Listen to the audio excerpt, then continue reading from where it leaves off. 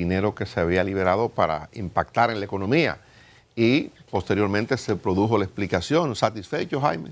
Mira, el Banco Central explicó con un comunicado, luego lo hizo también la Asociación de Bancos, en la cual señala que de los 60.000 millones de pesos, lo que llegó realmente a los agentes económicos fueron 30.000 millones de pesos, porque 30.000 se quedó un grupo que es clave para la economía, que es la banca. La banca queda con 30.000 millones de pesos para hacer movimientos de tesorería y presionar hacia la baja la tasa de interés, que se ha logrado.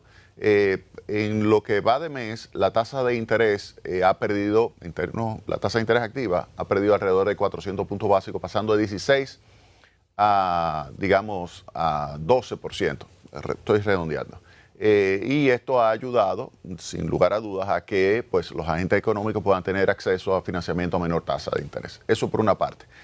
Los otros 30.000 millones de pesos, entonces, se colocaron en 1.194 préstamos, es decir, que en promedio se colocaron en 25 millones por cabeza.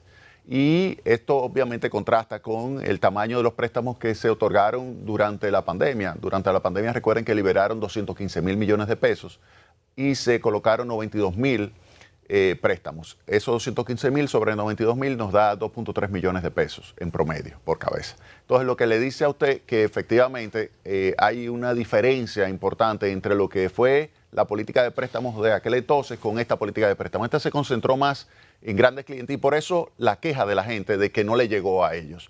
Y luego el Banco Central sacó pues más recursos, 25.000 millones de pesos más de facilidad de liberación rápida, de liquidez, y además sacó los 34.000 millones de pesos de encaje que todavía no se habían colocado un peso. Es decir, que hay disponibles 59.000 millones de pesos más esos 30.000 que los bancos en algún momento van a tener que prestarlo.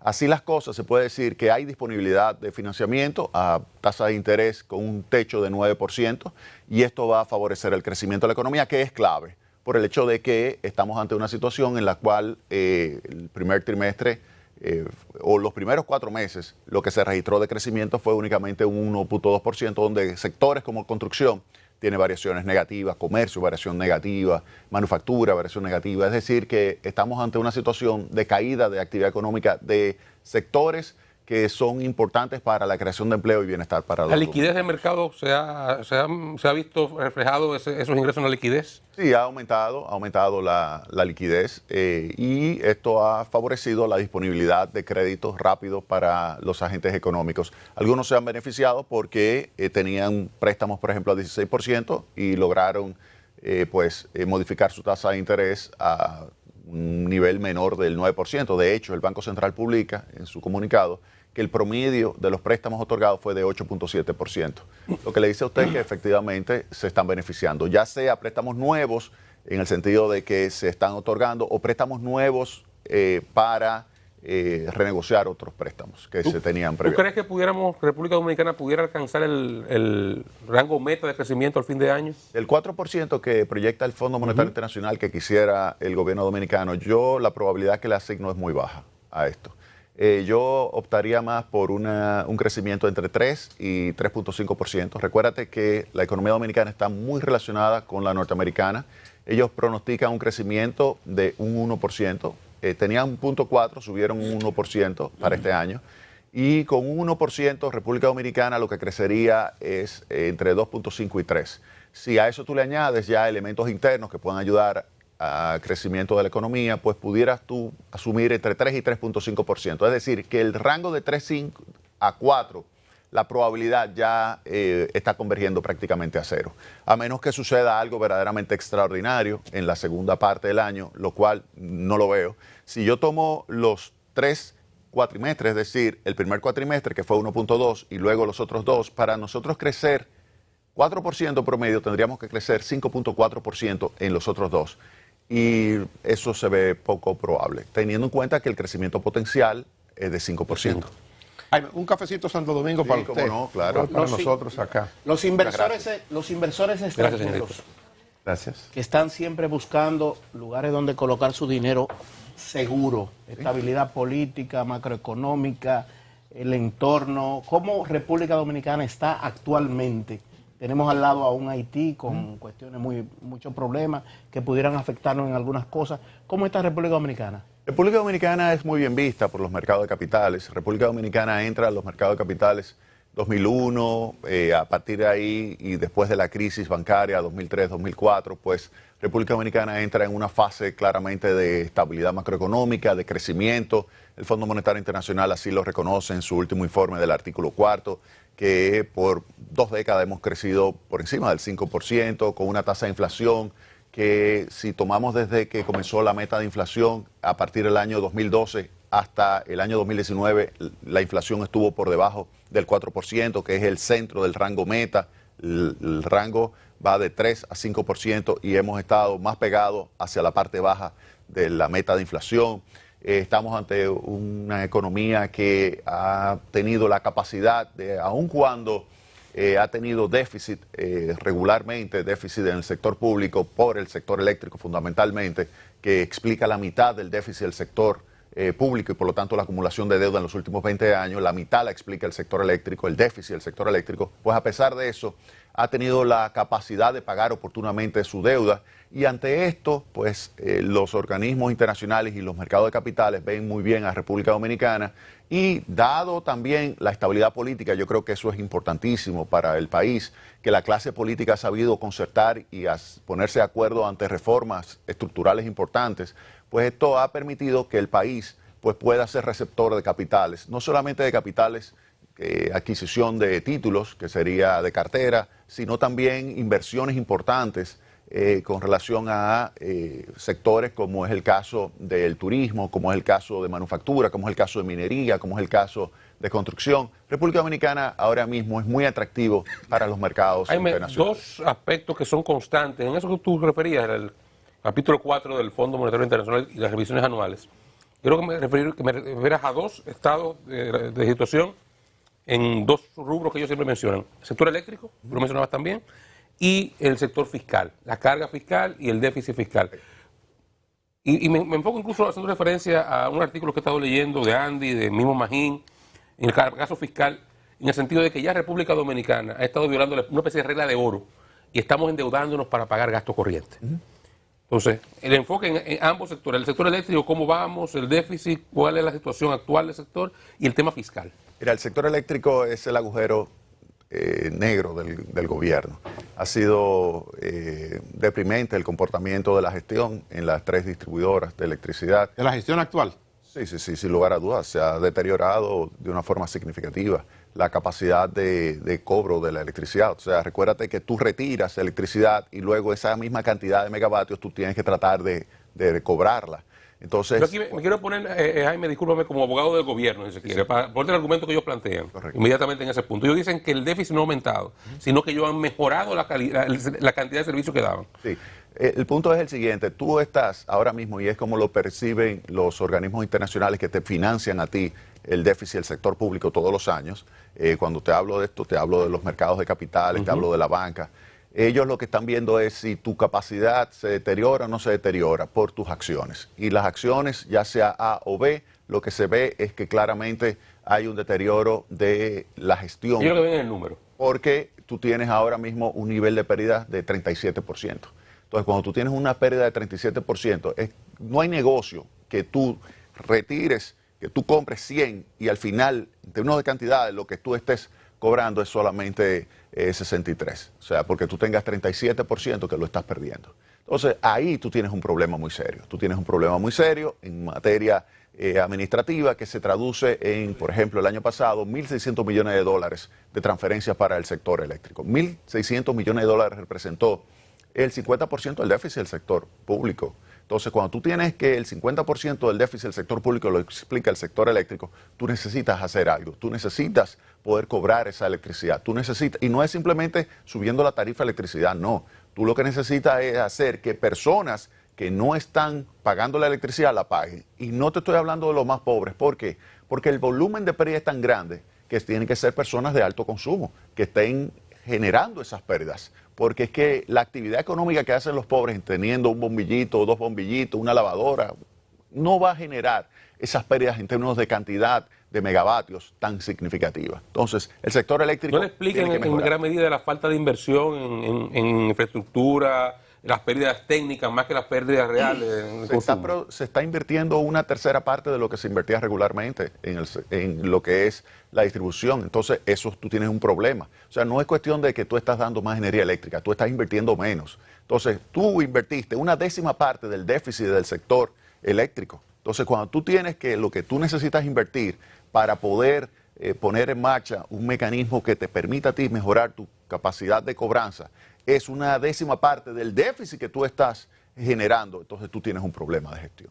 Tú tienes un problema. Entonces yo creo que las autoridades tienen que agarrar el toro por los cuernos. ¿Pudiera afectar la posibilidad de aumentar la oferta a corto plazo? Aumentar la oferta de electricidad. Ajá. Sí, claro. Cuando tú tienes, por ejemplo, un proyecto, la gente te dice, bueno, voy yo a invertir en ese proyecto, en ese sector que tiene una caja deficitaria en esa magnitud que obliga al gobierno a tener que transferirle continuamente 1.600 millones de dólares. Entonces la gente se echa para atrás. Fíjate que los dos proyectos de Manzanillo, que fueron los dos grandes proyectos que se licitaron y que están ahí ejecutándose, van lentamente, pero se están ejecutando. Hay una tercera planta que no tiene ningún tipo de proyecto, que es simplemente una merchant plant que se está ejecutando también en esa área de Manzanillo, de 400 megavatios, que son inversionistas locales. Y ellos lo que están apostando es que el gobierno va a seguir transfiriéndole los recursos. Si las distribuidoras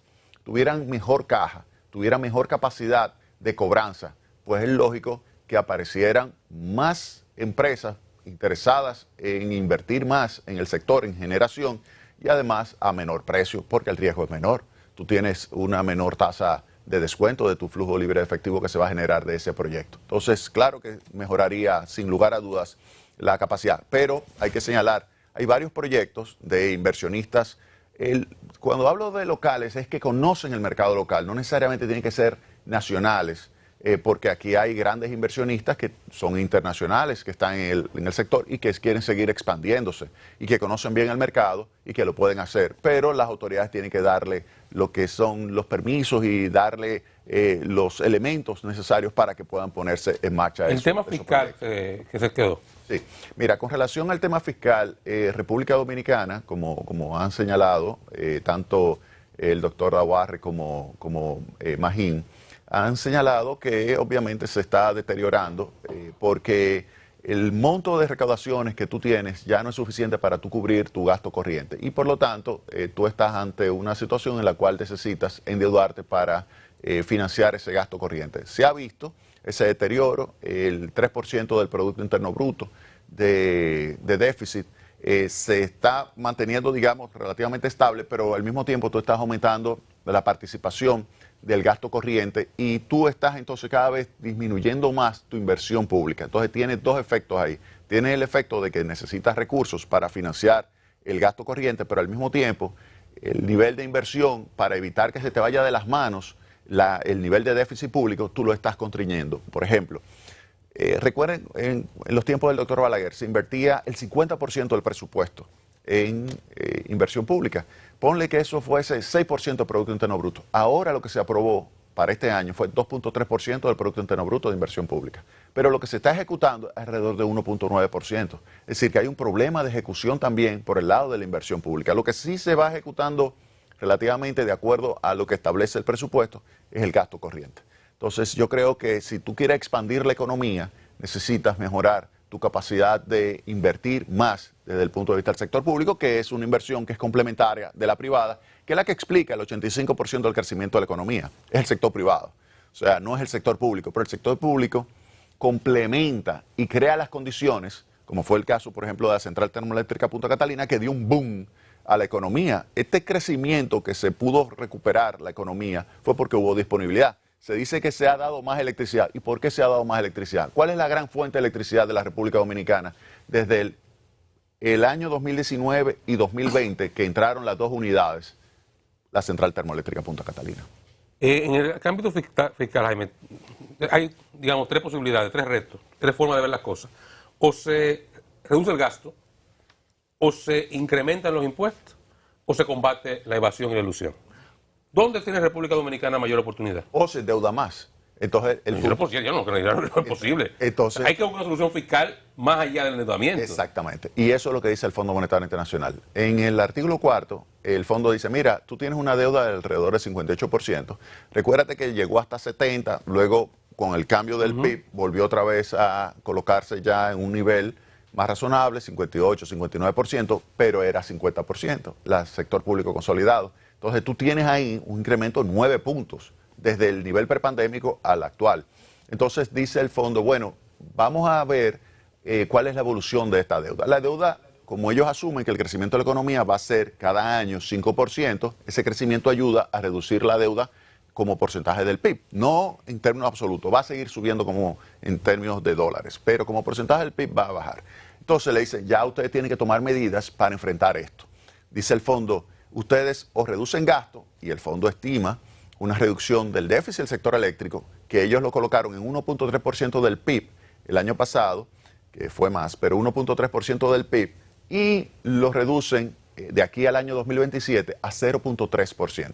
Ellos lo están reduciendo prácticamente un punto del PIB, ese déficit del sector eléctrico.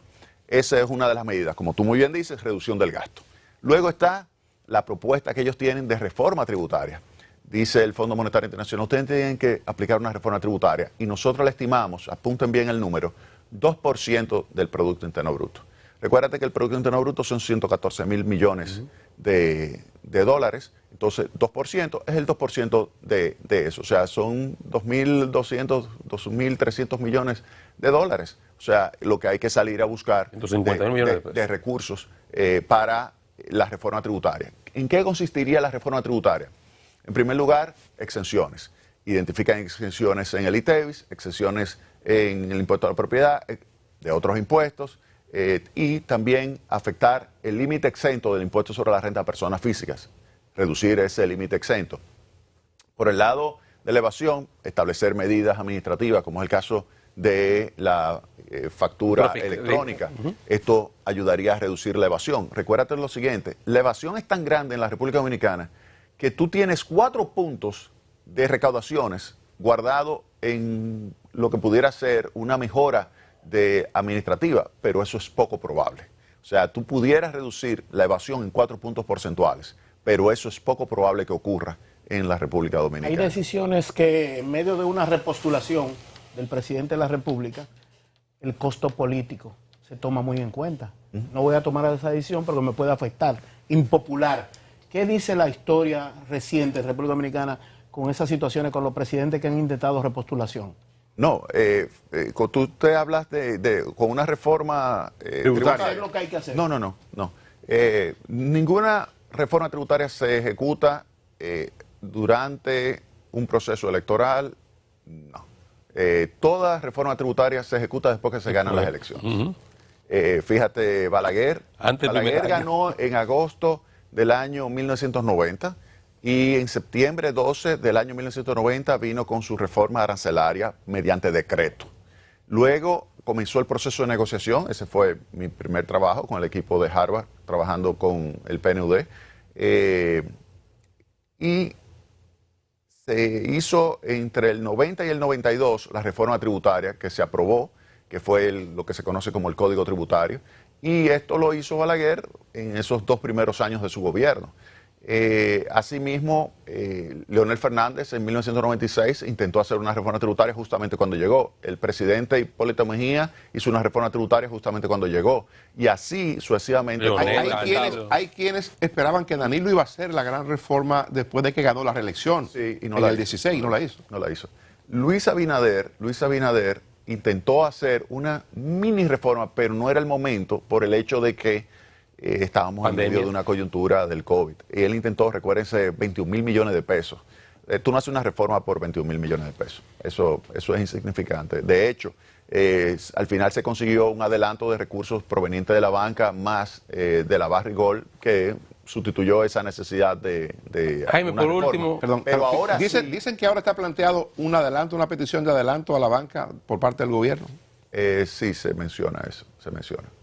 Me imagino que eso lo van a anunciar en cualquier momento. Jaime, pero solamente decirte que sí, en el 24 sí vendría una reforma tributaria. Eso lo está esperando el Fondo Monetario Internacional, y cuando lo pone el Fondo Monetario Internacional, lo que te está diciendo detrás es que lo está esperando el mercado de capitales. Por último, Jaime, brevemente, ¿cuál es la situación de Punta Catalina según la información que tú manejas? ¿Ya mejoró eso? ¿Pasó la crisis? Sí, mira, la central termoeléctrica Punta Catalina tiene una mucho mejor gestión, sin lugar a dudas, que la que me sucedió. Yo creo que Celso Marrancini ha hecho un buen trabajo, le está dando mantenimiento a la central termoeléctrica Punta Catalina. Yo creo que eso es un paso de avance importantísimo y es la principal fuente de electricidad, tal como nosotros habíamos señalado y la habíamos dejado, siendo la principal fuente de electricidad de la República Dominicana, la más competitiva. Lo dijo el mismo presidente de la República el 27 de febrero del año pasado, dijo que la central termoeléctrica Punta Catalina es la más eficiente de Jaime, gracias por acompañarnos. Mucho éxito. Un placer. Jaime Ariztía Escudero. Nos despedimos de Color Visor, seguimos hasta las 11 en Hoy Mismo la Super 7.